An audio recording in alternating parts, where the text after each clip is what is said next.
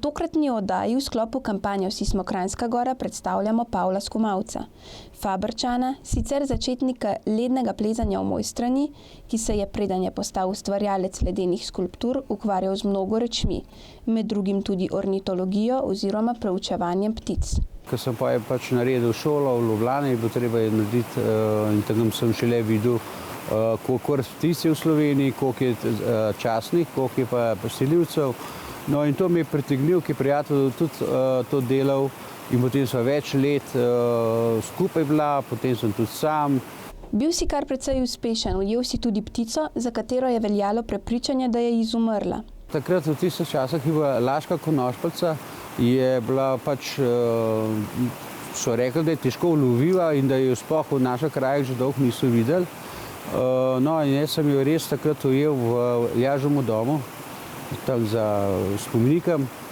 No in tista ptica je potem šla v Ljubljano, kot dokaz, da so še redke, ampak so še. Ko si zaključil s preučevanjem ptic, te je povleklo v povsem drugo dejavnost, zbiranje fosilov. Na idejo sem prišel, ko sem prišel v muzej, takrat je bil veliko delavcev v muzeju, ki je imel tam en kamen na tleh, sem rekel, kaj pa imaš to, je rekel, to so pa fosili in da so jih prinesli iz Vrtuljka, tam nekaj spod Vrtuljka in da to je redek primer, taka skala. Sem rekel, tega kamna, pa tega sem pa jaz videl velika. Ne, v našem koncu ne, da je on to pregledal in res, jaz sem se odločil, da grem pa malo iskati. In res, že tukaj v Mlaž, na Ravnem sem dobil ta prvega, potem sem se pa odpravil pa v doline Vrata, Kot, Krma. Takrat sem tudi veliko prihodil. Potem sem še celo iz severne stene privlekel polža, ker sta bila dva in oba imam pač srečala doma. Najdel sem tudi eno ogromno skalo, poln teh fosilov, polžev, vraga je bilo noter. Samo po enem letu tista skala skoraj polovico zginila, ker so jo stovkali. Najdel sem tudi školjčni apnenc, je bil pa tudi v Jažovem Vratah. No in tam so bili primerki taki, da z začetka ljudje sploh niso verjeli, da so res to školjke iz teh koncev, da nisem to z morja prinesel. Pavel je v domačem kraju poznan kot samorastnik iz Mlačce. Kako in kdaj si potem iz nabiranja fosilov prešel v urejanje plezališča v soteski Mlačca? Prej je bil pač plezališče in tiste zime so bile drugačne, takrat je bil ledu ogromen. Samo je bil pa le plezarija, je bilo pa bolj na začetku. Te, ki smo bili tukaj, nismo bili veščeni v lednega plezanja, koliko pa drugi ne. No, ampak pa smo mi nekako si sposodili nekaj opreme, dreze. Cepine sem pa sam začel delati. In potem sem tudi naredil cepine, oblike, polkrogle, z začetka so bile pač klasične, naravne. Jaz sem začel to oblikovati in prve cepine moje so šli tudi na tekmovanje. Tako da s tem se je tudi Mlaž začel razvijati, plezarija. To je bilo plezalcev, to je bilo štrikov, kot da bi pranje obešal, štrik ob štriku in to je bilo 100 ljudi naenkrat not.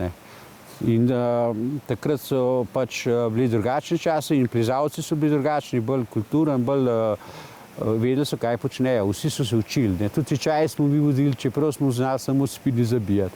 Kmalu pa ste začeli z organiziranjem tekmovanj v lednem plezanju. Katerimi? Pingvinske tekme, potem so bile pa že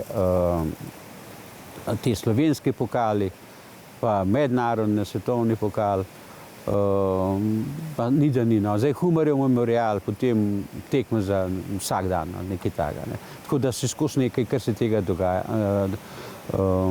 Če se samo pravim, večinoma so tekme, plezarija je še zmeraj, samo pogoji so zmeraj težji, ledu je zmeraj manj, ker pač vreme je tako.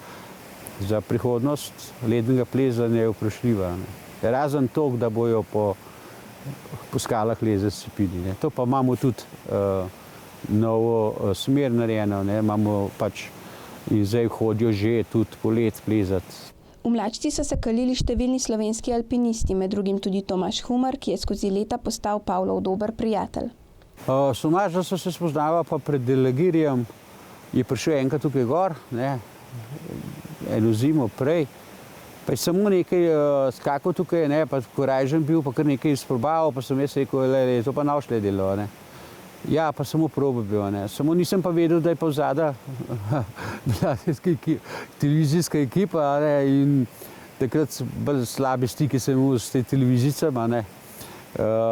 In sem malo popustil, ampak nisem mu popustil, da pa solira, no.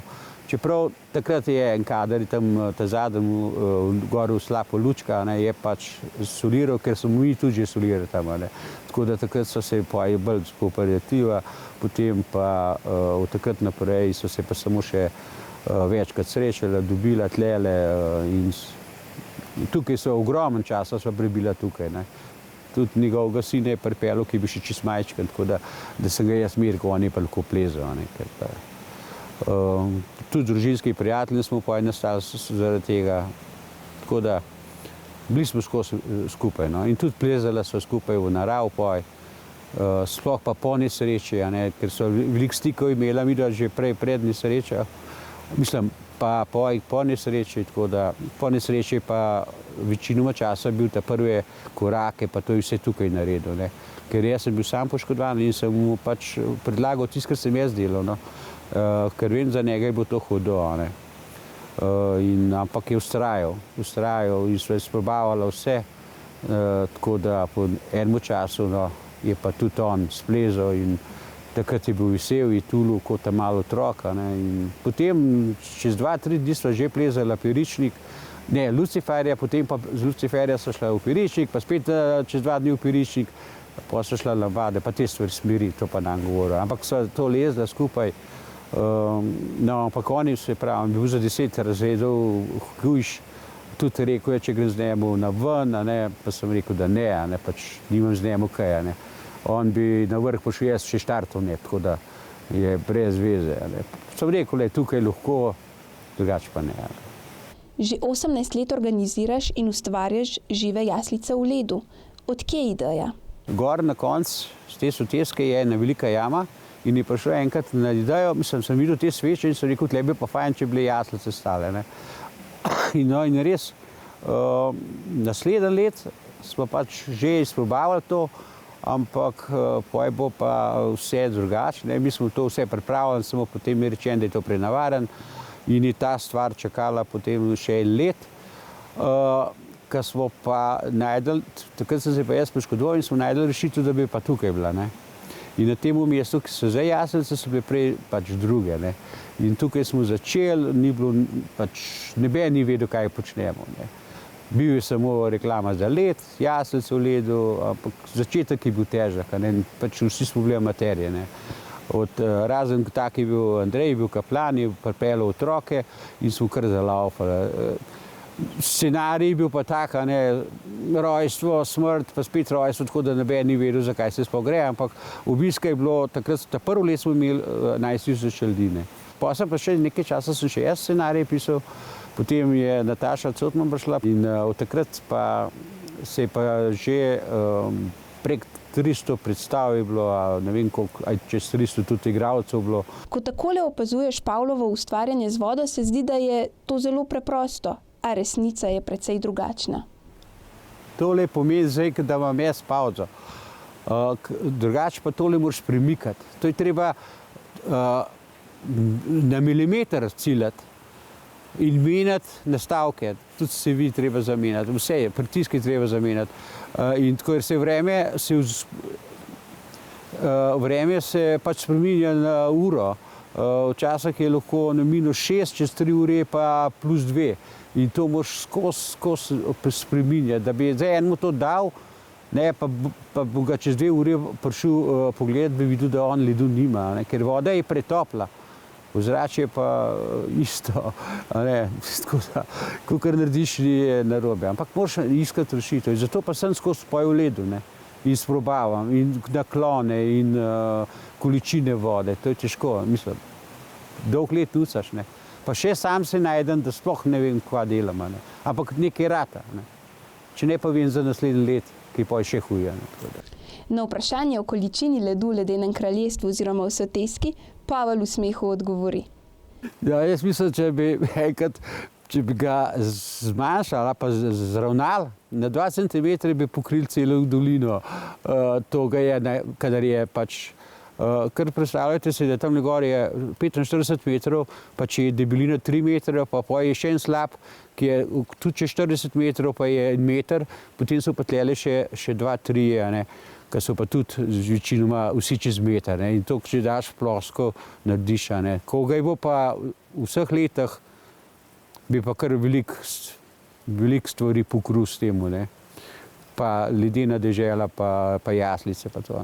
Tako da ledu je ogromno. Mislim, da to ledu, ki sem ga jaz naredil, ne vem, če ga je do Evrop takole naredil na ta način. Koliko metrov cevi je razporejenih po soteski? Glavnih vodov, naprimer tukaj v Mlašci, je čez 2,5 kilometra.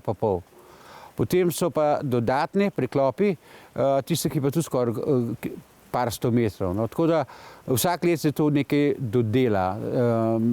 Nikoli ni fiksno, ker tudi ta prostor se zmeraj nekaj širi. Živim jaslicam pa si nekaj let nazaj dodal še ledeno kraljestvo, ki ga vedno znova ustvarjaš in širiš.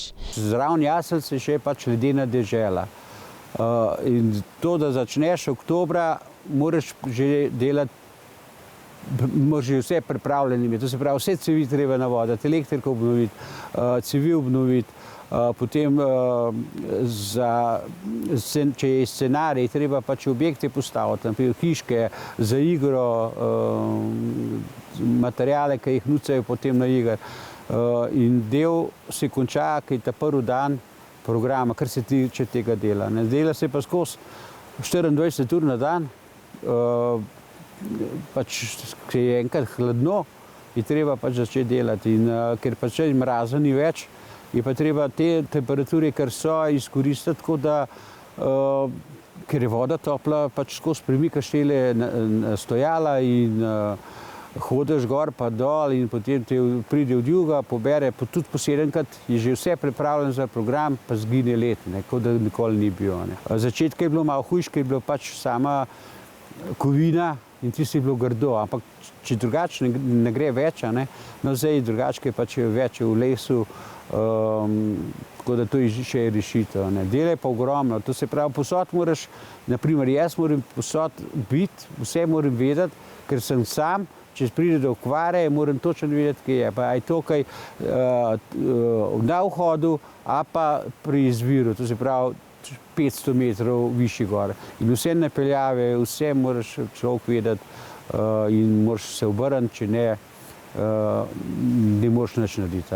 Iz česa vse ustvarjaš skulpture, ki so del ledenega kraljestva? Začetka ni bil problem v skulpturi delati, ker takrat je bilo hladno, dosti mraza bilo in ki je vabilka, si vodo šprico, a pa kakšna vejca in je to raslo. To je zraslo tudi čez 1 meter pa 2. Potem se je pa te zime se obrnile in potem ni več noben material dober. Vse smo izprobavali, kovina, pa enkrat ni dobra, pa enkrat je dobra, tako da smo jo zdaj stran dali. Obdržali smo les, pa spet ni dober. Naprimer, jelka, smreka je, da ima vse pa antifriz. Bolj jo špricaš, manj jo je. Nič škode ne narediš, ampak ona tudi ne zmrzne. Tako da težko je zdaj sploh razmišljati, kaj bi nekaj dal novega, da bi to, naprimer, pod tem pogojem, da bi se led prijel. Mislim, voda prijela, pa led se že naredi, če se voda prime. Ni, pa smo filc, pa vse izprobavali, ne gre. Samo delati treba pa vztrajati, pa razmišljati o tem, kako bi le ta prav količino vode dobil v zrak, da bi se zmrzlo. Drugače pa ni rešitve. Skozi moraš, vsak let je nekaj novega, ker nobena stvar se ne ponovi. Jaz lahko letos, naprimer, sem nekaj stvari novih naredil, ker je pač sem mogel, ker drugače ne bi bilo ledu, drug let bo pa spet nekaj drugega. In potem včasih vzamem stvari, ki sem jih delal pred 15 letom, ki mi zdaj prav pridijo. Tako da skozi moraš, pa nobene stvari ne smeš stran vršiti. Za zaključek velja povabilo, da se v času božičnih praznikov ogledate ledeno kraljestvo, umetnine, ki jih skupaj z naravo ustvarja Pavel Skumavc.